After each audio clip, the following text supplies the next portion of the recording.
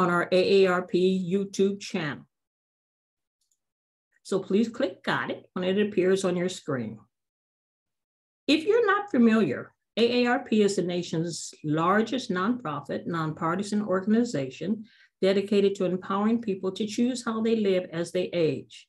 With nearly 38 million members, AARP works to strengthen communities and advocates for what matters most, with a focus on health security, financial resilience, and social connection. Today's program focuses on health security. Who's in the audience today? Vince, who do you see in the chat? If you haven't already, please put your name in the city. There are people from all over the country today. We've got Dolores from Dallas, Texas, and Sandra from Utah, Julie from Cary, North Carolina, and a bunch of people from California. So welcome to all the Californians. Thank you, everyone, for joining us today. We appreciate you. And Vince, thank you for sharing. And everyone, thank you for sharing in the chat. We're delighted to have all of you with us today, and we hope you have your coffee, tea, or other beverage with you. We are excited to share with you summer safety for older adults. But before we get started, we do want to share our disclaimer. This session is intended to be informational and educational and does not constitute medical or mental health advice, diagnosis, or treatment. You should always seek the advice of a physician or other qualified healthcare provider for diagnosis and treatment of your specific medical needs or for questions regarding personal health or medical conditions before beginning or changing any treatment, activity, program, or dietary plan. AARP is not responsible for the consequences of any decisions or actions taken in reliance upon or as a result of the information provided during this event. Now, it is my pleasure to introduce our returning guest speaker, Melissa Altman, and our additional guest speaker, Mike Kasarjian. Melissa is the Regional Preparedness Manager for American Red Cross Southern California region. She joined the Red Cross as a volunteer in October 2017 and became a staff member in February 2018. Melissa helps with all things preparedness across the region, but mainly focuses her efforts in San Diego and Imperial counties. A couple fun facts about Melissa. Melissa lived on a sailboat for a year, traveling all over the Caribbean, Central and South America, and even sailing to the Galapagos Islands. She lived in Sydney, Australia, and worked for a Minister of Parliament under Prime Minister John Howard. And the best fun fact of all, Melissa is the proud new mother of an 8-month-old baby boy who we just saw a picture of, and he is so cute. Welcome, Melissa. Thank you for joining us today. Thank you so much. Thank you for having us here today, and thank you all for joining us for this session. We're hoping to teach you a little bit about how to be more prepared, but my mission in all of these presentations is not for you just to hear it. I want you to actually take action. We're going to go through a lot of information on today's session, but I really need from all of you to actually take steps to be more prepared. Just some small, simple steps. So with that, I'd like to introduce Mike Kasarjian. Mike, do you want to put your slide up? So a little bit about Mike, because he'll never talk much about himself, but he is an emergency medical technician in San Diego County. He volunteers as a medical first responder with the American Red Cross, both at festivals and community events. But a fun fact that, again, he won't even mention, but he was awarded a certificate of merit. He was a passenger on a flight from LA to Las Vegas when an elderly passenger began to have difficulty breathing. He was able to use his training, and he used the in-flight first aid tools. He assisted the patient, administered oxygen, and the patient ended up being able to level up and get his blood oxygen back.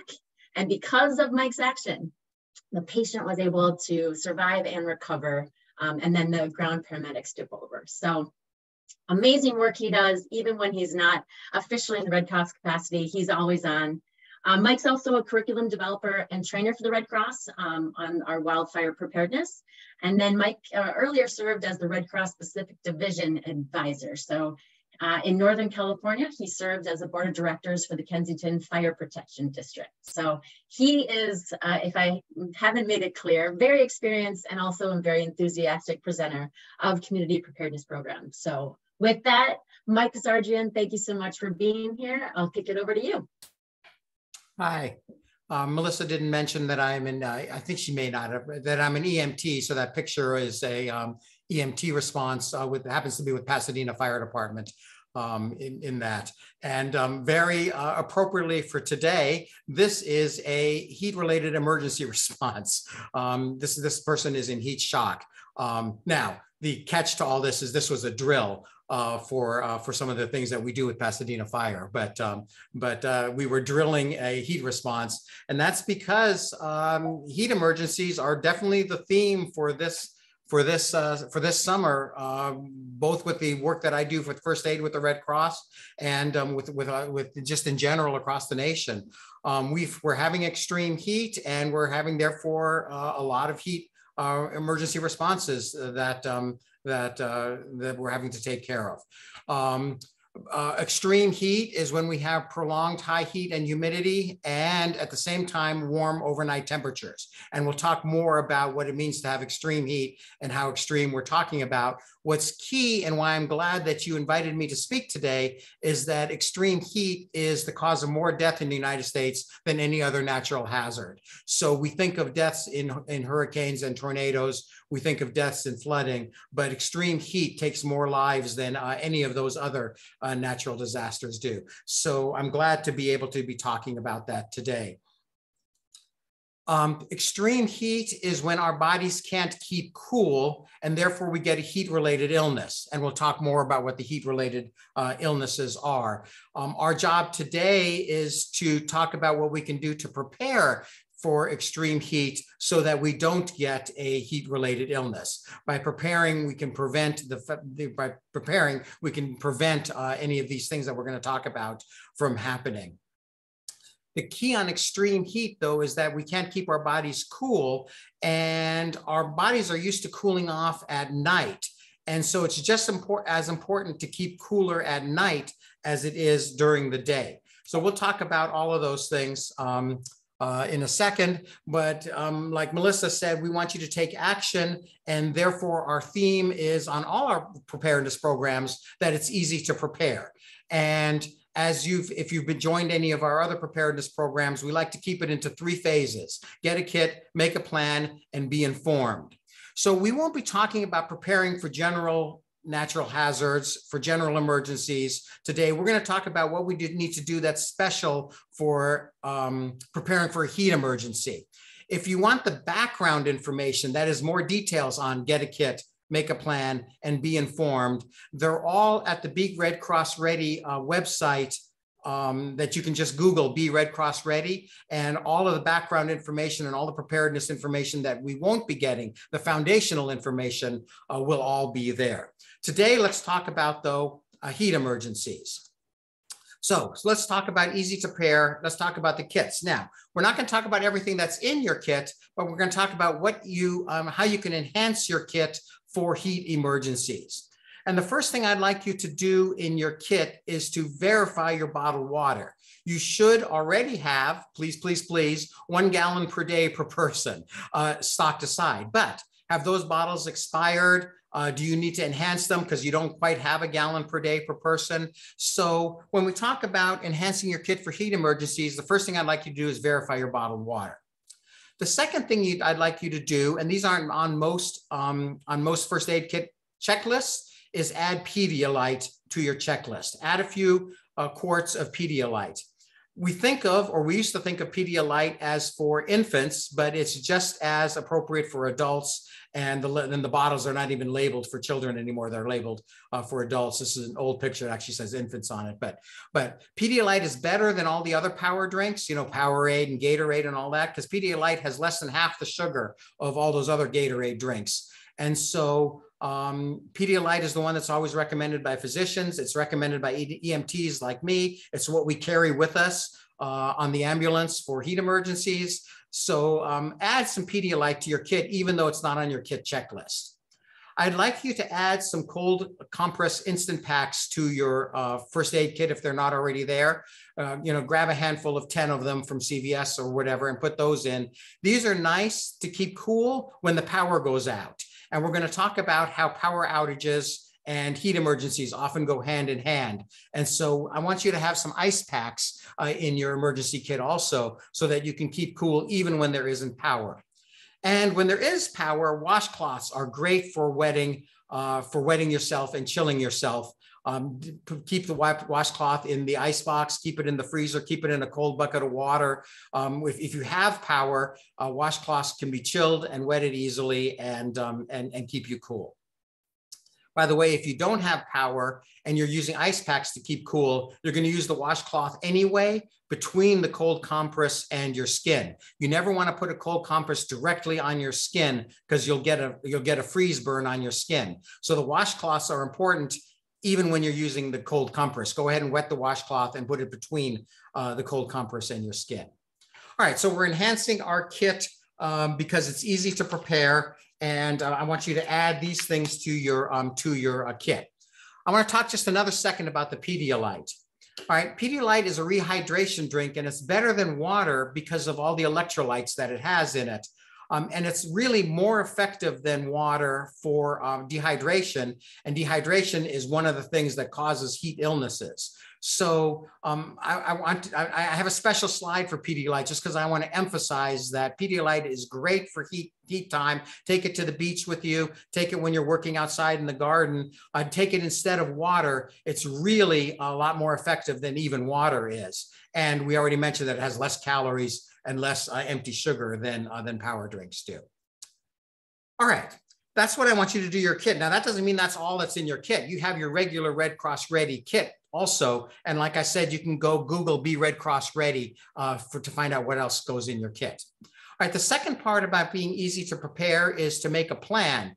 And same thing, I just want to talk about how to enhance your plan for heat emergencies and for heat situations, rather than talking about all the things that go into making a preparedness plan.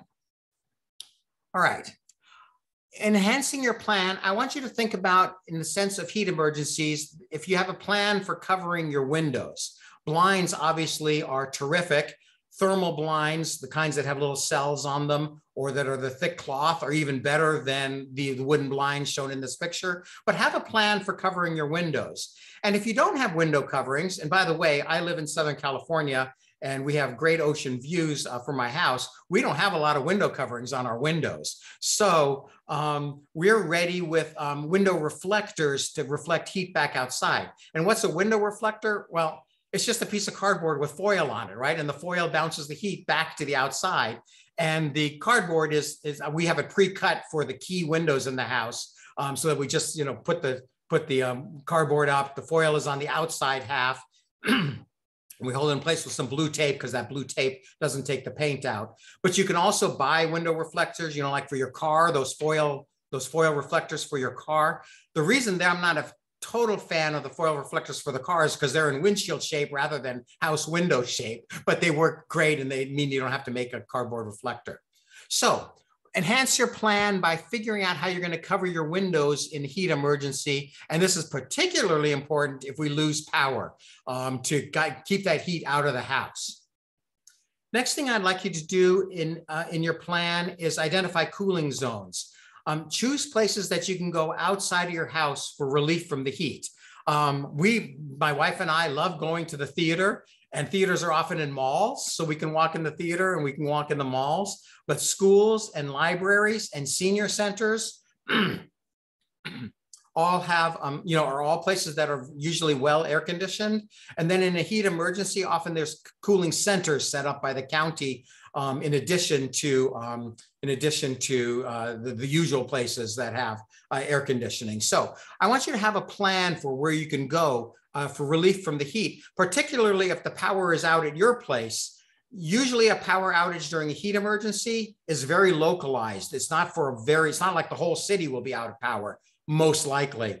And so other places will have air conditioning, even if your house doesn't. And so plan on where you can go for a cooling zone, for a cooling place. But at the same time, you have to plan on how you're going to get there, right? If you don't drive yourself, what's your transportation plan? Is your plan Uber? That's a great plan. Nothing wrong with that plan. Is your plan to call your son-in-law or your neighbor? Or what's your plan for transportation to get to the cooling center if you need to do that? And remember, you're probably transporting to a cooling center when there's no power. So make sure your transportation plan involves not having power. But the number one most important part of your plan, especially for those of us over 50, is plan to not be alone. A lot of the heat emergencies, deaths, occur when someone is alone, particularly people over age 50 that are alone. Plan on, if we're having a heat emergency, and I will let you know in a minute how you can plan for heat emergencies, how you know when's coming up.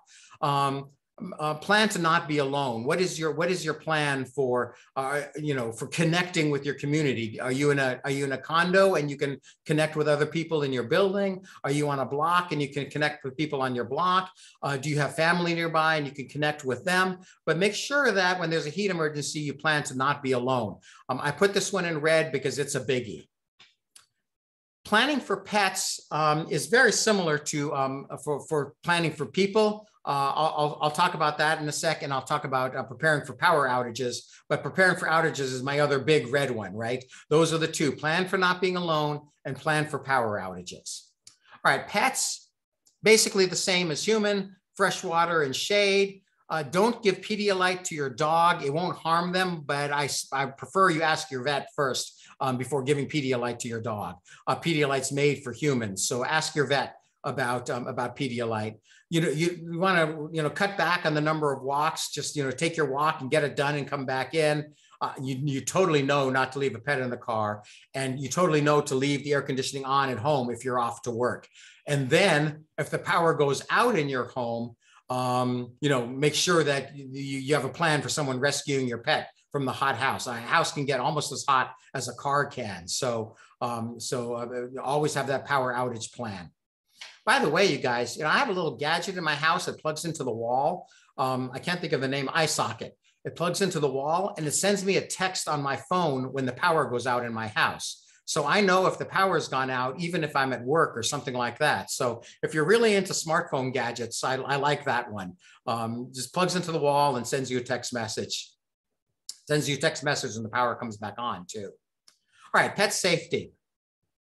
Signs of overheating in pets is excessive panting, especially for dogs. If you see your cat panting, then you have a real emergency and you need to do something, because cats don't normally pant unless it's a real emergency. So, but panting in your dog or difficulty breathing, increased heart rate for both dogs and cats, drooling, especially for dogs, and mild weakness or lethargy, or of course collapse, are all signs that your pet is overheating, and you need to take some of the same steps as you would with your family members, with your other family members, if your pet is showing any of these signs.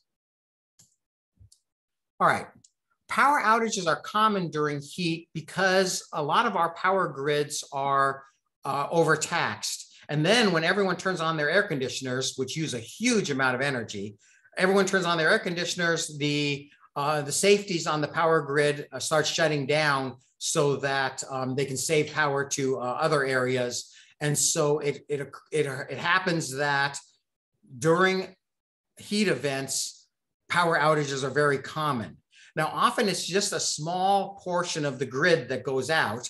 And if they're trying to save energy, if the power company's trying to save energy, they'll actually rotate it. So your power might go off for 45 minutes and then on, and then off for 45 minutes and then on. And that might occur actually for days. We were in Texas and they had a power shortage a couple of years ago. It was a true emergency because the power was out for 2 weeks. And the power would come on for 15 minutes at random times. You wouldn't know when.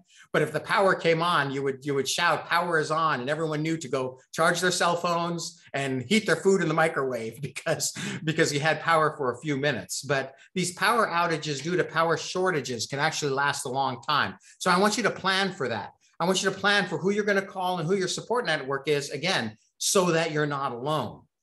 As part of your normal disaster preparedness, you're stocking food and water. So make sure when you're planning for a power outage that your food and water is ready to go. I want you to have a plan for cooling drinks and cooling washcloths to cool yourself. And that may mean your support network has to bring you some ice, because if you have a power outage, you have a cool refrigerator for a little while and a cool freezer, but not for more than a day. So part of creating a support network is having a plan for bringing cool drinks and a place to cool washcloths, dipping them in the ice chest. Like I said, the power can go on and off. So plan for surge protection for your computers and your electronic devices so that they don't get zapped when the power comes on. And that's kind of beyond the scope of this, but you can Google or ask around for more information on surge protection. Have a plan for staying connected. That's part of your support network. Have a plan for your medical electrical needs, like your oxygen machines and your CPAPs and so forth. So what is your plan if there's a power outage for 3 days on your medical electric supplies? I would love to see you install battery-powered smoke alarms and carbon monoxide alarms. Many of the apartments and condos have smoke alarms, but they're not battery backed up. They're just on electric. And so it'd be great if you had some battery smoke alarms and battery carbon monoxide alarms. And then have a plan for how you're going to decide whether to go or stay. Under what situation are you going to go to a cooling center? If you think about this in advance, then it isn't as big a panic when you're in the middle of a heat emergency. So plan how to decide whether you're going to stay or go. What is your, and how you're going to tell your support network what you're doing and your transportation network.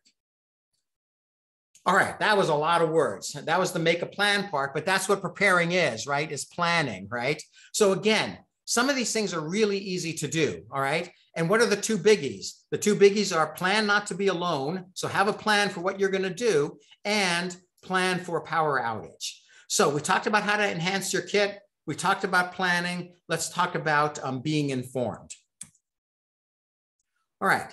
I want you to monitor when there's heat, when it's hot, I want you to monitor the heat index rather than the air temperature. So you can look on your thermometer on your wall and it says 95, and it doesn't seem like it's a heat emergency when it's 95. It's just really super uncomfortable, right? Especially if the air conditioning is working. But the heat index can be something completely different because the heat index takes into account the relative humidity. A relative humidity, for those of us I lived in Texas for 2 years, in Dallas. I saw we had a guest from Dallas, so hello, Dallas. The humidity in Dallas can be, 80, 90%, but here, 65% is not unheard of. Here in San Diego, we had 81% a week ago for several days in a row. So if the air temperature is 96 and the humidity is 65%, it feels like to your body that it's 121. And that's a serious situation, right? So you look at your wall thermometer, it says 96 and you go, no big deal. What's everyone freaking about?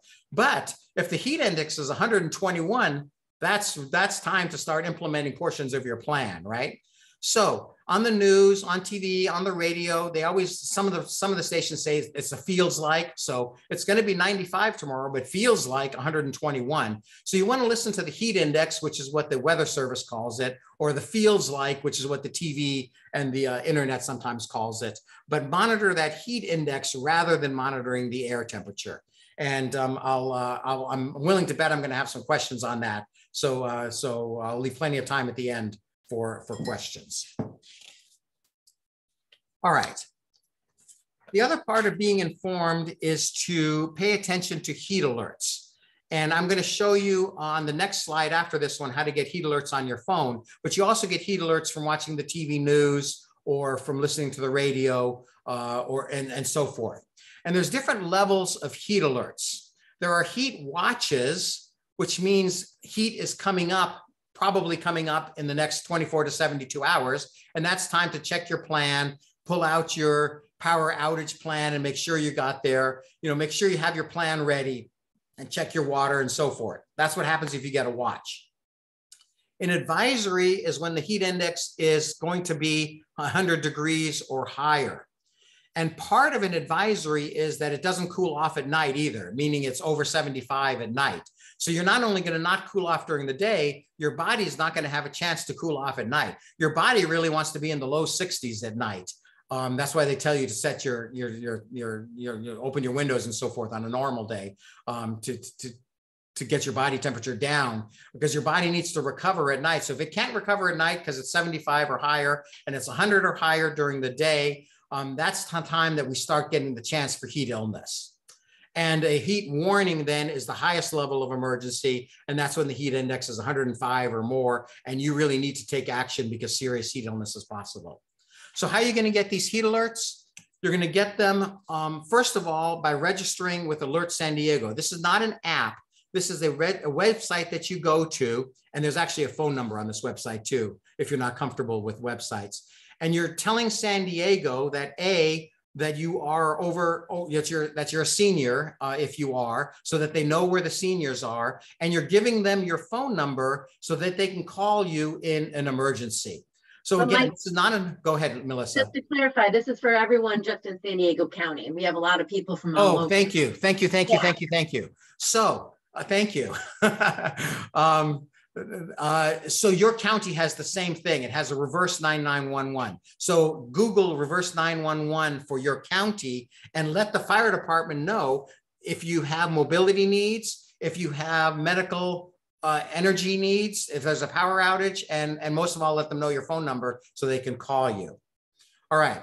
So same for San Diego, but your county has the same. Your county probably has an emergency app. Almost all counties now do. Rural, urban, suburban, almost all counties have emergency apps now. And that sends a text message to your phone similar to this one here that says, this one happens to say high temps expected, check on neighbors. So if you have a smartphone and you have someone that can help you program it, download the county emergency app.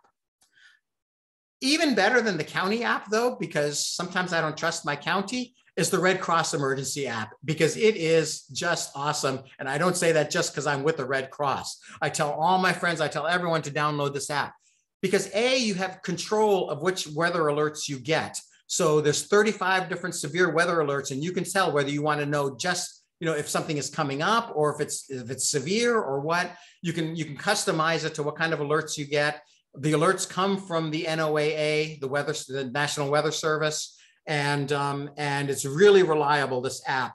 And I get alerts on this app long before my county alerts me. So I love the Red Cross emergency app. You can also, in different kinds of emergencies, find out which shelters are open and where there are shelters. In certain cases, but not particularly reliably, you can find out where there's cooling centers. So if your county is good at updating the Red Cross and where the cooling centers are, you can find that out. And there's a way to notify your friends and loved ones. So the county app is important, but I love the Red Cross emergency app. You go to the App Store and for your Google or for your Android, and you download. It's called the emergency app. You download that, and I'm sure that if you're not comfortable downloading an app, someone in your family or one of your neighbors can help you do that. And Mike, if I can just add. One of the reasons I like the app too is you can actually follow any of your loved ones. So I keep an eye on my family in different states and I monitor their alerts. So I know when, for example, my mother is in a heat wave and I can actually tell her to get more prepared and be ready. So it's a really great app. You can monitor anywhere across the country by putting in the location. And again, it will alert you of what disasters that are occurring in their areas. So that's all. That's terrific, Melissa. That's great. Thanks. I also happen to alert, when I was working, I would monitor my work location and my home location in addition to my family. So yeah, I love this app. And if you haven't used it in a couple of years, it's really, they really upped their game in the last year. So look again if you got frustrated with it, a while back. All right, so you're in an extreme heat emergency. What do you do? Stay in air conditioning, right?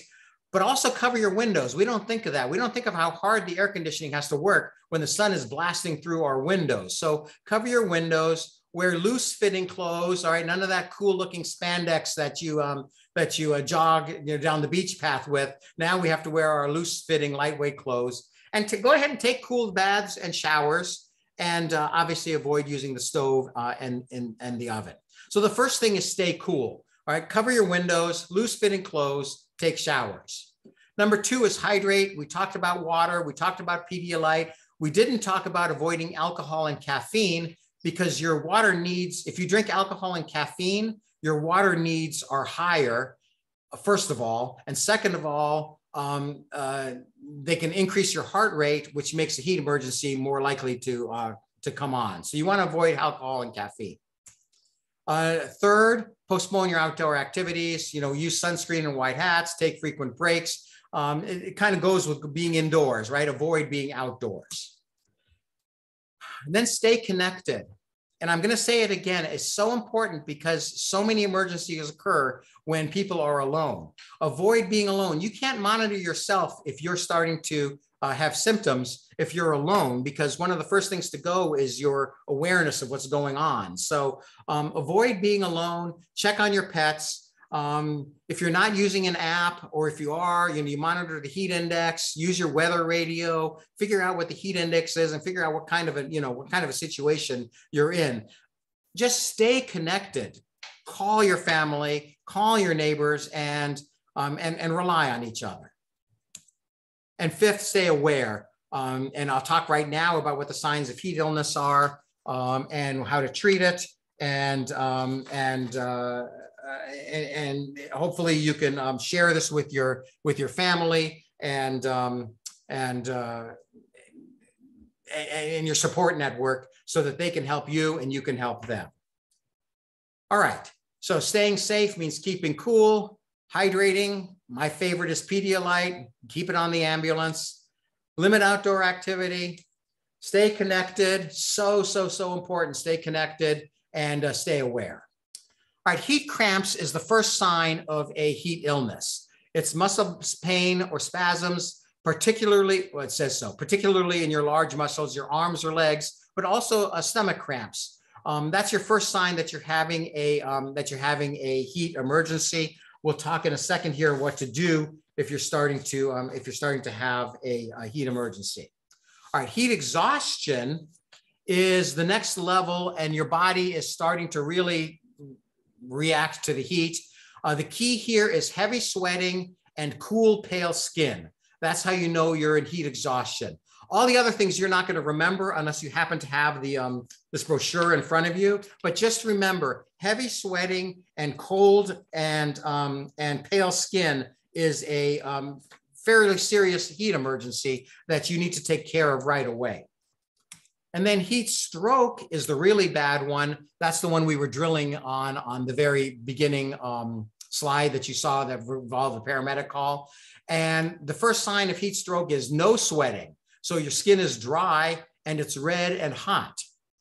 Now, you guys know when you go to the beach or you start running, your skin turns red, right? And you're just hot, right? That doesn't mean you're having a heat stroke because you're sweating at the same time. It's that combination of red hot skin and no sweating that you're in a serious emergency.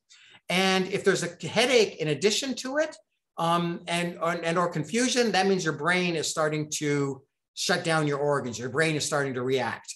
So this is a 911 call, okay? No sweating with red skin, especially if there's a headache or confusion. 911 call, your body is taking some drastic measures to try to fight the fact that it's heating too much. And you have no time to waste on this one. As an EMT, let me give you one other piece of advice. People are always afraid to dial 911 and call 911. They don't realize that we are just sitting around the fire station watching TV. I mean, we want to go on a call. We're there to go on a call. We'd love to go on a call. And if our station is busy, there's another one, if you're in a city, 20 blocks up the street. Please call us. And my rule of thumb is with my family is if you have to ask, should I call 911? The answer is yes. All right. If you're even asking the question, that means you should be calling. It's not a problem. You're not going to get charged unless you're transported. and even if you're transported in many places, you're not charged. And Medicare takes care of that anyway. But if you have to ask the question, should I call 911? You're going to call 911. All right, that's my rule of thumb. All right, if you get cramps, move to a cool place, massage the cramp, and sip your electrolytes. All right, the same as prevention. All right, this is not a huge emergency unless it lasts longer than an hour. So if you're doing the massaging and you drank the Pedialyte or water or anything, and it lasts longer than an hour, then it might be time to take further action. All right, for heat exhaustion, you want to apply those cool, wet towels. Of course, you can apply the cool, wet towels anytime for comfort, but it's really important for heat exhaustion to apply cool, wet towels, on your neck, on the back of your neck, on the top of your head is a good one, and under your armpits are all great places. Also, the inside of your thighs, wherever the big arteries are, right? So neck, inside of your thighs, armpits, and top of your head. Cool, wet towels, electrolyte. And then from an emergency, for a stroke, you're going to call 911. You're going to get to cooling as fast as you can, and don't give fluids because they're already probably throwing up. So for that, and remember, heat stroke is no sweating and red and dry and hot. So in that situation, you don't give fluids, but in all the other situations you do. All right, that kind of wraps up where we are because I wanted to leave plenty of time for questions. I think that, and Melissa will correct me, I think it's okay if we send out copies of these slides. So I'll send a copy of the slides to Melissa and she'll figure out how to distribute them. And the important thing here is if you have any further questions or you want further training, Melissa is my manager. She's the one that's on this call. Contact her and she can give you some of the other Be Red Cross Readies. Like, we didn't talk about how to make a kit. We didn't talk about how to prepare for fire. We didn't talk about how to prepare for earthquake or a windstorm. So all of those things the Red Cross can do, and Melissa is your person in Southern California to do that. And if you're not in Southern California, Melissa will definitely know who to contact. And then I also say Google Be Red Cross Ready for a bunch of checklists and things like that. Yeah, and just so you know, Mike, I dropped in the chat. It's our Be Red Cross Ready booklet. And it has all of the topics, the major disaster topics in there and what to do before, during, and after each one. So you can check out, it's a PDF in the chat. We can also send it around after this presentation. But with that, I would love to take questions, and I would love for my AARP team to tell me if there's anything in the chat, because I haven't been monitoring that. So we got plenty of time, and I'm a very patient person. So go ahead and ask your questions. Same sense of, should you call 911? You should. In this situation, if you think, should I ask a question? The answer is yes, you should.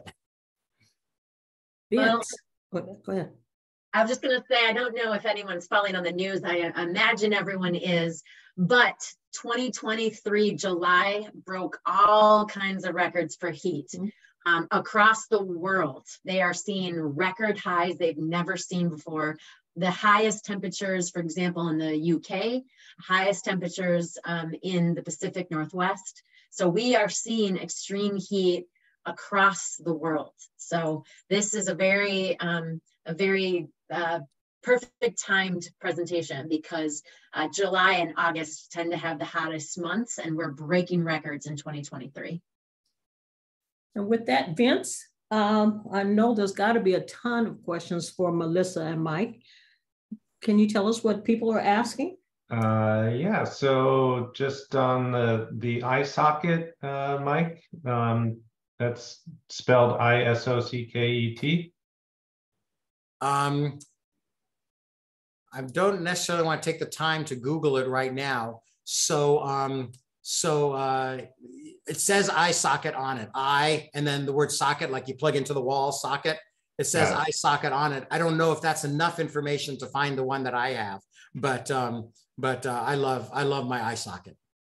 Okay. I especially liked it in Texas because my Dallas friend can tell you that the power is out there all the time, and you're not, if you're not home, you're not aware the power's gone out, so you can't take evasive action. So yeah, I love my eye socket. All right. But I'm a gadget freak too, so you have to be careful. Rosa says, I have never sought out a cooling center. Are Red Cross centers also cooling centers? in general, a Red Cross shelter is not a cooling center, but there won't be Red Cross shelters in the heat emergency. So those are two different things, a cooling center and a Red Cross shelter. Now, that doesn't mean the Red Cross doesn't help with cooling centers, particularly on planned power outages. During wildfires, for example, there are often planned power outages or during heat emergencies. And the Red Cross might team up with the local power company or with the county to do a cooling center. And so it's part of that keep informed situation of, watch your apps and watch the news for where the cooling centers are, especially your county's website. It used to be, as much as everyone hates Twitter, as much as us older people don't use Twitter, I don't use it, but it used to be Twitter was where fire agencies and police agencies most frequently gave the best updates to what was happening as far as a cooling center opened here or this cooling center shut down there. So call your kids who are on Twitter and ask them, to monitor your local fire agency's Twitter, because as odd as it is, most fire and police agencies, the most up-to-date information and the fastest information is on Twitter. Now, I don't know what's going to happen in the future because people are starting to hate Twitter because of who runs Twitter, and now it's called X instead of Twitter, and they're just messing it up. But today, Twitter is the best place to get up-to-date information. Great. Okay, Rose is asking from, I think she's saying California to Southeast Asia, will I need to practice extreme heat and humidity opposites practice? So I guess she's saying, can I hear some clarification on that question? Go ahead. Mike? I was asking for some clarification on that question. Rose, can you post any more information on your question? Because it's not exactly clear. Are you traveling from California to Southeast Asia? Okay, and meanwhile, we've got Gay asking, how soon will the video of this be available? I want to forward it to local emergency volunteers. Gay, we will have this recording of this video up on the AARP California YouTube page probably in the next week. So look for it there. Atisha did find the link for iSocket. It's iSocket.us. Vince, can you say one more time where that recording is? The AARP California YouTube page. Great. Rose said, yes, she is traveling. So she's traveling from California to Southeast Asia. So what should she know about preparing for the extreme heat and humidity there? The first thing that jumps to mind for everybody, if you're traveling, so you have your first aid kit in your car too, right? Your go kit is in your car. I would love to see more people have instant ice packs, compresses. You think I'd be able to say the word? Those instant ice packs that you get from CVS. I would love your car to have a half a dozen of those and some washcloths to protect your skin for them. And I would love in this heat, not all year long, but for you to have a tiny spray bottle with just water in it. And even if the water gets hot in your car, spraying your face and your neck and your top of your head with some water is great, even if it's warm water, because the evaporation will help.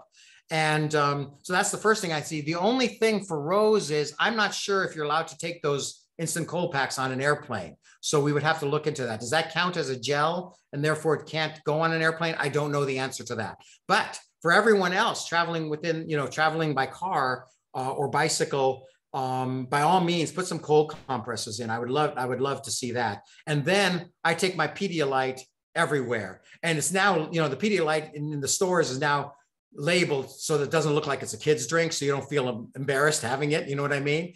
And many stores now have it next to the Gatorade in the adult drink section, but if your store doesn't have it next to the Gatorade, it's always in the kids section also. So Pedialyte and cold compresses for traveling would be my two big things. All right. What level of SPF is recommended? And if taking a camping trip, do you recommend taking the kit mentioned earlier? taking the which earlier? The kit. So you have a kid in the car. My camping kit, I camp with my family, is a little bit more intense because we're out a little bit. We were gone from the home for several days, so it's a little bit beefed up than my regular go kit. I and my family and my kids put on SPF 50 and just don't even ask questions. It used to be a decade ago, SPF 50 was so greasy and thick that it was just, yeah, yuck, I can't put this on. I'll put it on, I'm gonna put it on my nose, but I won't put it everywhere, right? But now I use SPF 50. See, I got to put it up here too, right? So I put my SPF 50 everywhere. My kids get SPF 50. My wife and I watch our grandkids during the week. We have our 1-year-old all week long, so he doesn't have to go to daycare. And for several days, we have our 2-year-old and our 4-year-old, and they get sprayed with SPF 50. So I don't even look at the other ones in the store. It's just SPF 50 for me. And they're not greasy anymore. They're nice.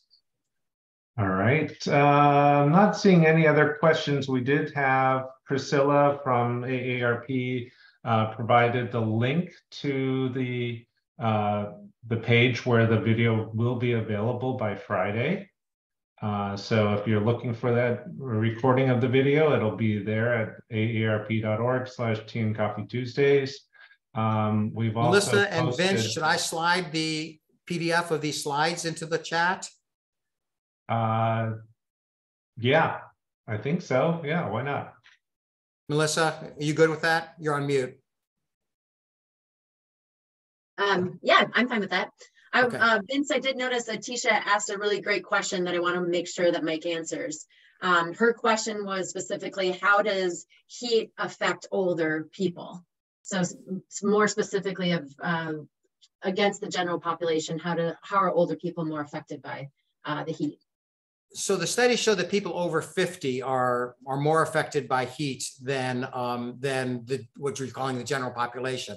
Also, small children, like children under 5, and also anyone that has chronic illness or heart conditions, obesity, things like that are more effective. And certain prescriptions, and I don't have any specifics, make you more susceptible to heat. But that said, you're more susceptible, meaning you get heat illness earlier and easier. Nothing is different as far as the symptoms or the treatment. The symptoms and treatment would be the same for everybody.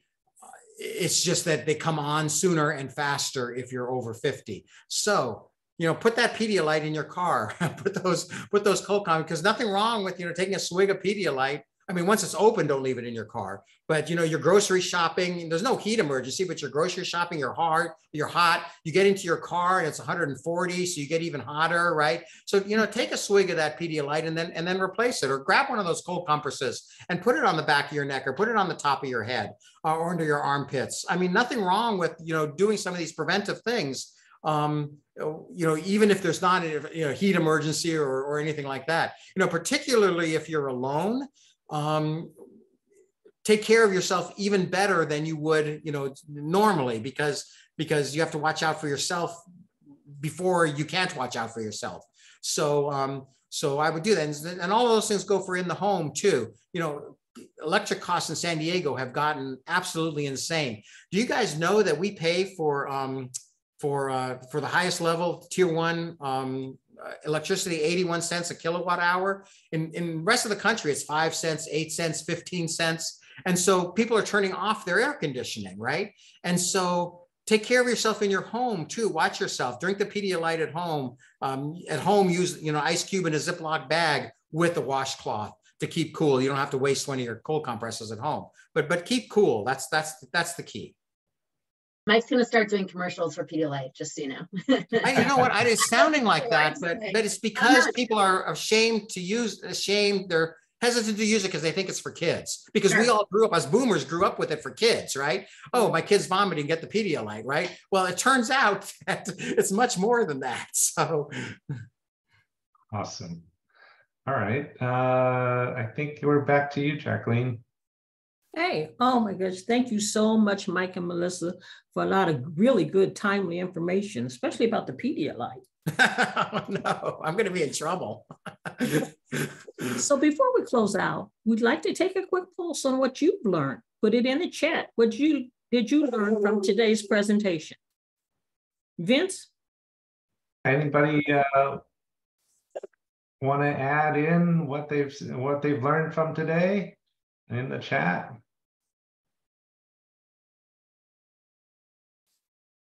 A lot of good information, so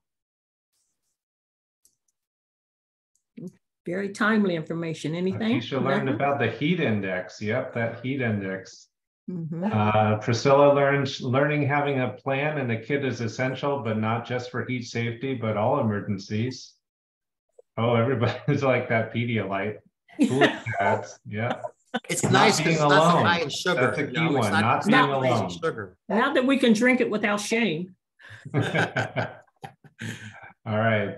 Cold compresses can be purchased. Yep. Okay. Pedialyte. Thank Go you ahead, so Stephanie. much. It really was a great presentation from Mike and Melissa. And finally, let us know how we're doing by filling out the survey. The link has been put in the chat. So, you know, please fill it out. Let us know. And while people are clicking on that link, I'll summarize what I think are the most important things. I think the number one, particularly for those of us over 50, is don't be alone. I think planning for power outages is something that we forget to do. And I'd like you to recognize the symptoms. Heat exhaustion is cold. Heat exhaustion is sweating, but cool and pale. And the heat emergency, the heat stroke, is not sweating and hot and red. And I think if you take those things away, I think you've had a successful learning session. Definitely, definitely.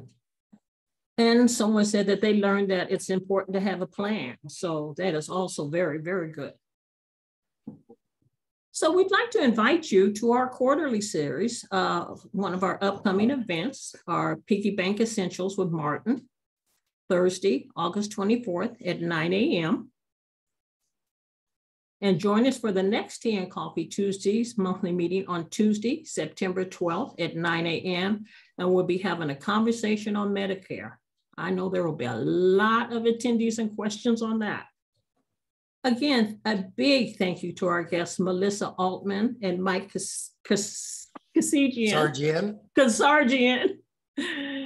And our moderator, Vince King, our tech and production team, Vince King, Connie Moore, and Sarita Cardoza.